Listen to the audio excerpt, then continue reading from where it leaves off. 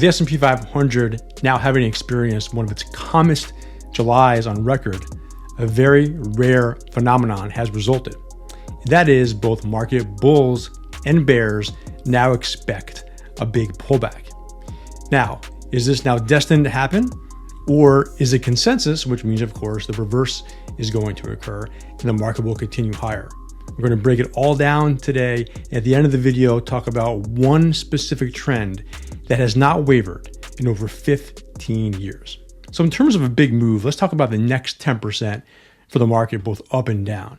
Now, let's put this into some perspective. As we know, the S&P 500 is up over 30% from the low in April. That has made any sentiment indicator that we look at extremely stretched, like the CNN Money Fear and Greed Index, and both the S&P and the index for the chart created by macromicro.me, who do a lot of great work. And so, as we know, extreme greed is 75 on this index, which the S&P first hit on July 7th, just a few weeks ago, and spent the rest of the month oscillating between extreme greed and greed, as we can tell here. Now, a few things. Number one, hasn't been this high since the early stages of 2024. And as we know, we got to extreme greed in late 2023 and stayed around there for a number of months before topped out in March, at least temporarily. So the question is it extended enough at this point to expect that pendulum that has gotten very extended to actually roll over? Or does it mean that everyone is just pounding the table bullish still, which has caused the sentiment indicator to get this high in the first place? Well, I wanted to actually ask real people as opposed to just rely on the survey, and just that a few days ago on X, asking what the next 10% move in the SPX would actually be.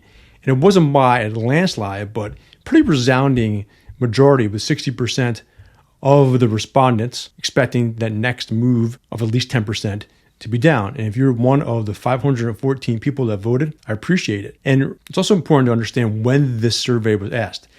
July 29th, which was a day after July 28th. And July 28th, as we can see here, was the date of the S&P 500's last closing high. Now we know we went up and down a little bit toward the end of the month and now the beginning of August. But at this point, market was up again 33%, having then been overbought for a number of days with the RSI pushing above the mid 70s. We can understand why even bulls were getting a little hesitant. And from our perspective, we need bullish patterns to form to retain our bullish stance. And we still have those bigger ones in play, which we'll review later on. But as we always talk about, for those to be able to actually get acquired, what do we need to have happen? We need to see other consolidation zones resolved higher in the form of bullish pattern breakouts. And those bullish patterns cannot be formed if the market continues to float higher as it has been. So the other negative, of course, is seasonality. And Grant Hawkridge reminded us recently that, guess what? Seasonality tends to crest in post-election years at the end of July into August, typically then stays that way until the beginning stages of the fourth quarter. This is what is done historically from 1950 to 2021. And in red, of course, is what the S&P 500 has done so far. And as we know, the downturn was more severe, but since that point, it's pretty much matched what's going on. So once more, no surprises from any side. Both bulls and bears to expect some sort of two-way indigestion, at least on a temporary basis right now. So let's look at what 10% would look like on the chart. From where we were just a few days ago would put us right at 7,000. Now, it doesn't seem too severe based on where we are now at 6,400, but still very hard to grasp for a lot of people because, number one, we haven't been there. Number two, we're already up 30% or more from the lows, and for some other areas, stocks and ETFs, much, much more. On the downside, 5730, that would hurt as well, right? Big 10% drop after experiencing a 20% decline, from February to March. But there's one key difference. And that's the fact that we've already been there before. So we are going to return to a level, either on the upside or downside, where we've been, as we can tell, 6 prior times. It's much easier to understand and comprehend and even expect because, again, it could act as a magnet and just in the back of our minds now a reference number. It's happened before, it can happen again. Just like records, once they're broken, they become easier then to achieve. So far, 7,000 hasn't been achieved yet, and thinking that we could be up 10% after an historic rally is just something that a lot of people think just won't happen, at least not in the near term. Let's not forget, this came after another epic month. Now, July, as we know, wasn't as strong as May or June, but at the same time, up again, as we know, up 3 straight months and finishing near the highs for a 3rd straight month as well. But the big thing, which made it epic, which we talked about in the past, was that, guess what? There were no 1% gains or 1% losses. And that has not happened since 2019. So we're talking about really nearly 6 years. And it's not like we endured a ton of volatility during that time frame. 2021 was a good year. 2023, 2024 were as well, all of which were marked by relatively low volatility, but not this low. With that coming after extreme volatility, it surprised a lot of people, especially what was that expected that volatility to return in July. And again, this is how it looks on the table going all the way back to 2025. The last time it occurred, once more, December 2019. And so we won't go through all of these years, but one in particular really stands out. And that is, of course, 2017, where it happened in 6 of the 12 months that the year had, one of them being July as well. So let's take a closer look at 2017. Many of us were around during that time, remember it very well from a trading perspective. And it was literally the least volatile uptrend in the S&P 500 history if we measure the drawdowns from any of these highs along the way. So nothing really stands out from this perspective, just an uptrend all on the way where any one of these pauses were easily bought with the market continuing higher month. And as we know, it started in late 2016 and it lasted through early 2018.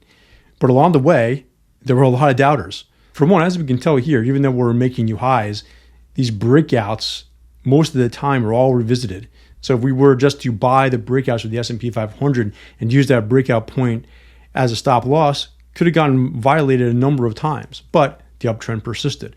On an indicator basis, as we know, we got numerous overbought RSI readings, sometimes remaining extremely overbought for weeks at a time, which happened more than once along the way.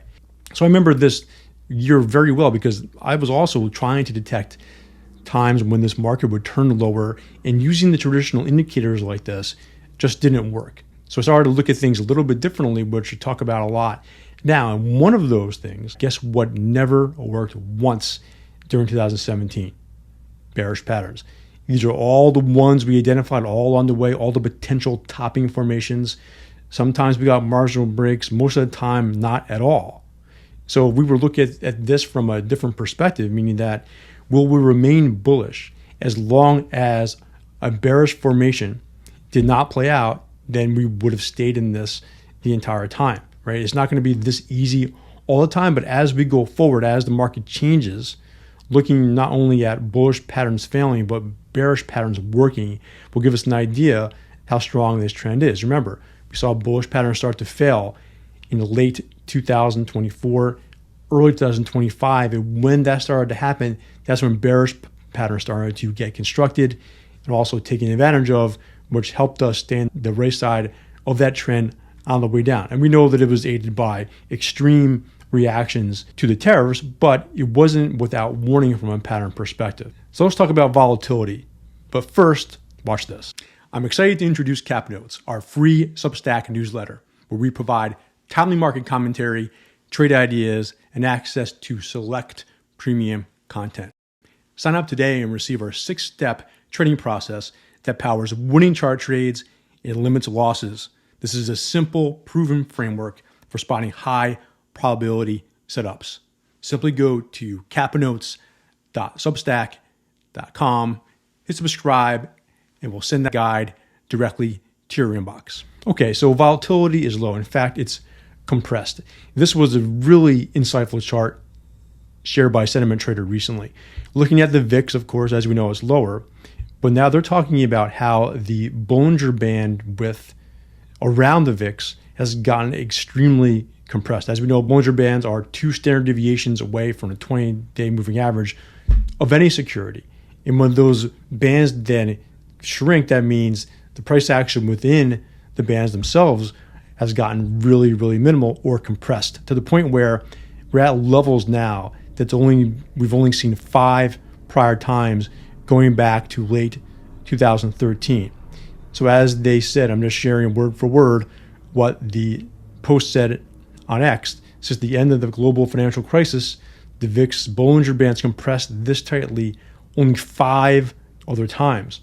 Within the next 4 months, the VIX jumped by more than 50% every time. It's even more unusual to see the VIX this compressed during July and August. Now, if we zoom in, this is what it looks like over the last few years, right? Where here's the Bollinger Bands themselves on top, and here's the width of them.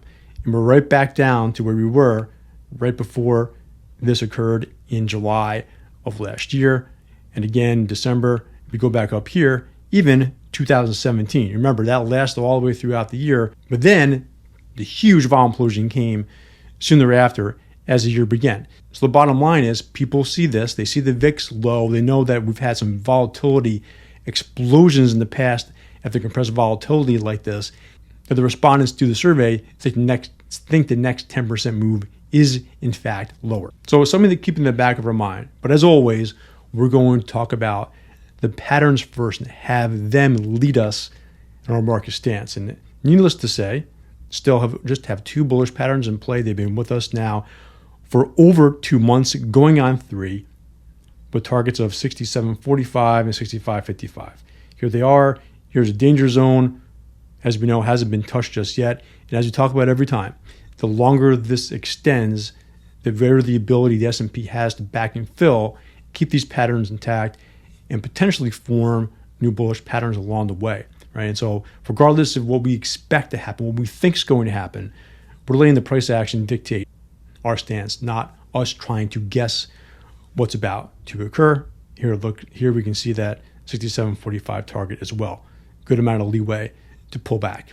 And so as we wait for the next pattern to form, we essentially have a clean canvas from a short-term perspective. So here is what the 2-hour chart looks like just in raw form. This was captured with an hour to go on Tuesday, August 5th, where with the Fed meeting, the big rollover after non-farmers payroll, the bounce to begin the week, and then a pullback as well. So it just looks like a lot of back and forth movement.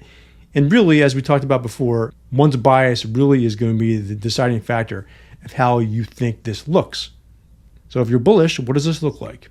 It looks like a potential bullish formation that could be in play, where this big downturn that we just saw could be the head, with the market continuing higher, getting back to its prior highs, then maybe digesting the move a bit more, forming a higher low, and then breaking out once again. Or if you're bearish, doesn't look that good, does it? It looks like this. With this pattern being much bigger, with all that action in the middle or the beginning of July being the left shoulder, then the big reversal on non-farm payroll day being the head, of course, and with Monday's rally being the beginning stages of the right shoulder that's about to roll over once more and eventually break below the 6,200 area and drive us back down to, potentially below 6,000. After the close on Tuesday, August 5th, we don't know the answer to that yet. But these are the things that we're watching. And there's really no reason to guess or jump the gun until one of these breaks and has some downside follow through. Another way we're looking at this, of course, is through the GoNoGo Trend. And just over the last few days, we got the third counter trend sell signal here. The last 2 didn't work out at all, or just give us an indication that the dip was bought. Initially, it was bought once more, and we'll see if the market has any more willingness to buy that dip going forward, which can nullify this. Again, and we talked about this in the last video, that seeing these red triangles over and over again as the market continues higher is a sign of strength. That's what we saw many times through the strongest uptrends over the years, most recently from that late 2023 rally through the beginning stages of 2024. Now, from a weekly perspective, nothing has changed. Right now, we're in the 8th week of being in a bullish trend. So 2 months into it, as we talked about in the past, a very similar thing occurred at major inflection points where it took a number of weeks for those indicators to finally turn. And once they did, it showed us that momentum was finally swinging both on a short-term basis and intermediate-term basis. We've had plenty of examples to show that then kickstarted a much longer, consistent uptrend, which, of course, is a blueprint for the market to follow once more. And so finally, we talked about how we're going to show a trend, an uptrend that has been in place for the last 15 years. Can we guess exactly what that is? It is the S&P 500 itself. If we look at it on a monthly basis, on the monthly GoNoGo chart, as we can tell, it's been either blue or green the entire time from 2010 all the way to now, with the only blemish being when that trend turned neutral, not bearish, neutral in March 2020. So we can talk about all of these momentum shifts, patterns all we like, overbought, oversold indicators, divergences, sentiment, and any other technical indicator you want. But when the biggest trends like this continue, it just tells us when we have a volatility event like we just had, more than likely an opportunity to buy as opposed to sell. Now, is that always the case? Of course not. As we can tell here, this stayed bearish for most of the great financial crisis. And yes, it took a while to get back into it, but avoiding all of this when this indicator turned negative and getting back in after things had readied the ship would have helped all of us avoid a lot of stress along the way. So this is one we'll be continuing to watch as well, no matter what the market is doing. So now we have an understanding of what sentiment is like after a very substantial move in a short amount of time. Let's not forget how a bottoming process works, because at some point we'll need that strategy again. We talk all about that in this video here. Check it out.